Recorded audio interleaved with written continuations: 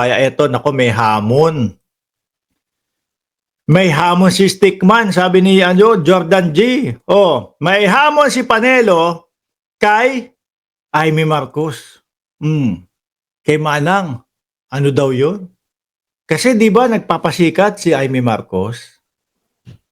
Sabi ni Joel Carino, may pakape kaya? Saan? Doon sa padasal? Sana. Kape, pandesal, pansit. Oh, ilagay nila doon sa harap ng litrato. Panelo, pinadedemanda si PBBM kay Senator Amy Marcos. Ayan. Kasi 'di ba si Senadora Amy Marcos nagpapasikat sa mga DDS? Oh. Alam ko, ako mga kababayan, ang ramdam ko naman ho dito, kaya naman ginagawa ni Senadora Amy Marcos yung mga pahiring-hiring na ito para kay dating Pangulong Duterte, hindi naman po para talaga doon. Tingin ko lang, no? Para po makuha ang puso ng mga DDS. Kasi di ba ramdam natin, si Senadora Amy Marcos ay namamangka sa dalawang ilog. Kaya lang po, sa panahon na ito, hindi po uso yun. No? Hindi po uso yung ganong estilo, mga kababayan. Ramdam ng sambayan ng Pilipino yun. No?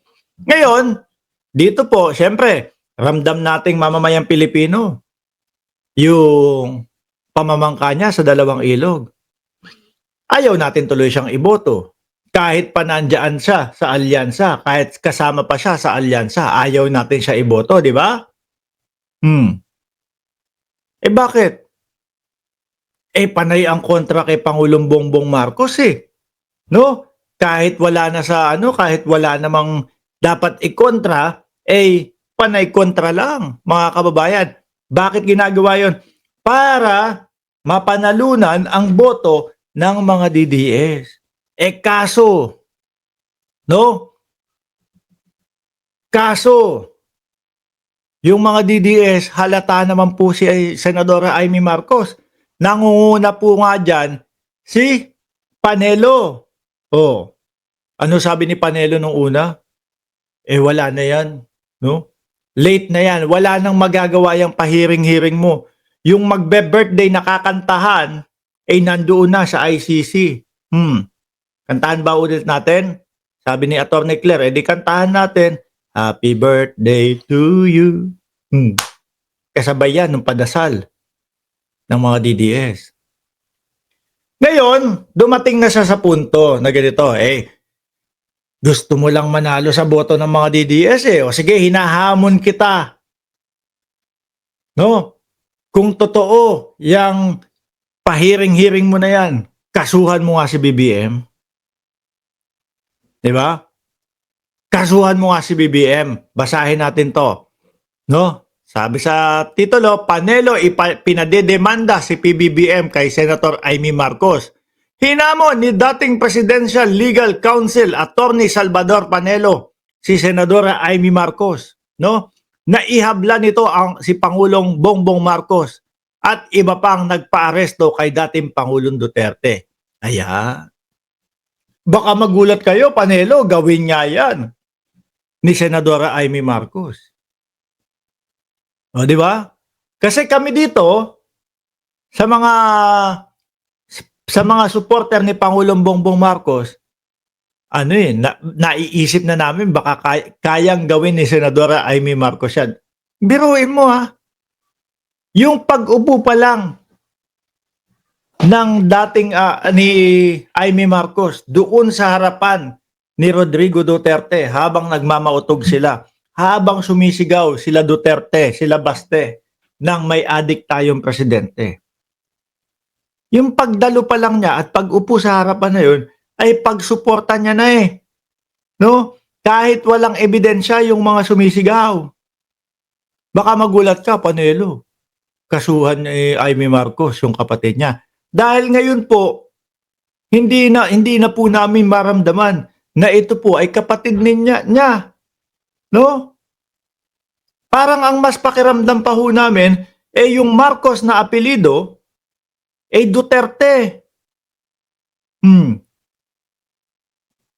Biruin mo, baka lalong magtampo si Senadora Amy Marcos. Bakit? Kasi nga 'di ba sabi ni PBBM, itong 11 na kandidato,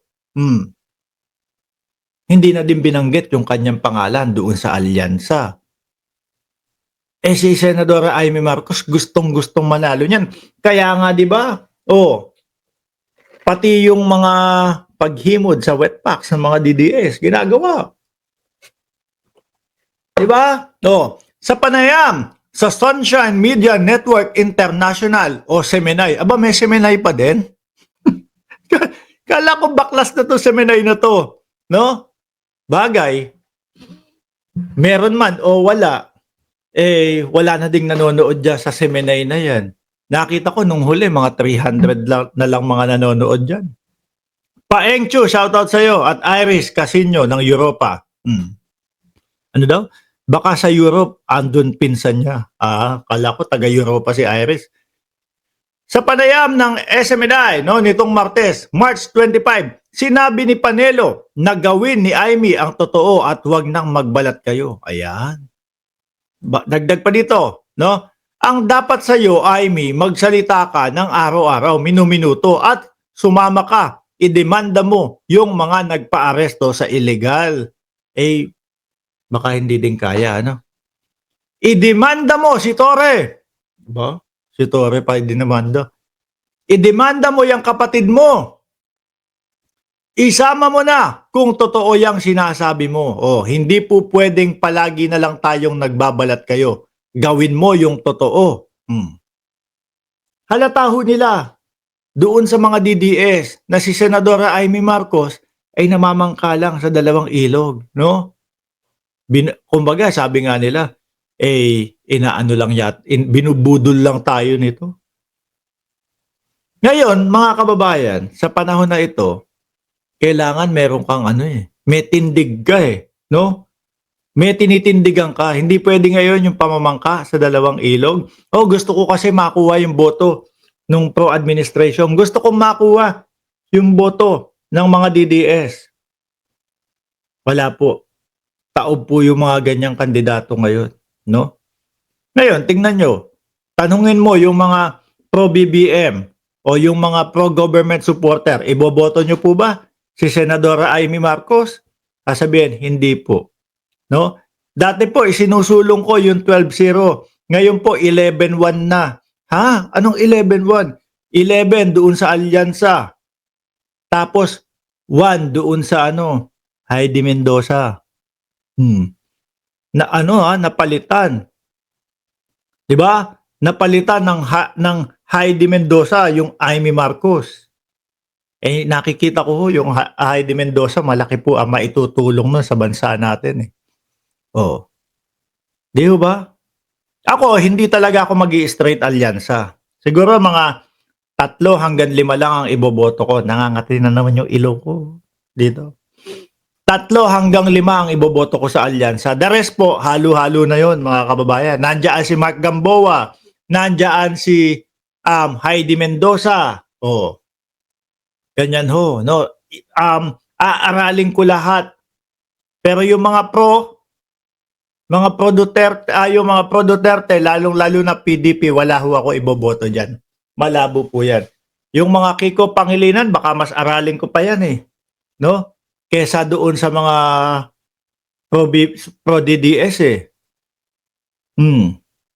Anyway, sabi ni ikaw naman, kayo isa-isa sa inyo kumalas, sabi ni Efren Roa. Eto, pag-usapan muna natin. Sabi ni Rose, ako rin, boto ko si Mendoza. Sorry ho, si Espiritu, hindi ko iboboto. Anti-Marcos talaga yan. Kaya malabo din sa akin yan. Si Mendoza, yan. Itatala ko yan.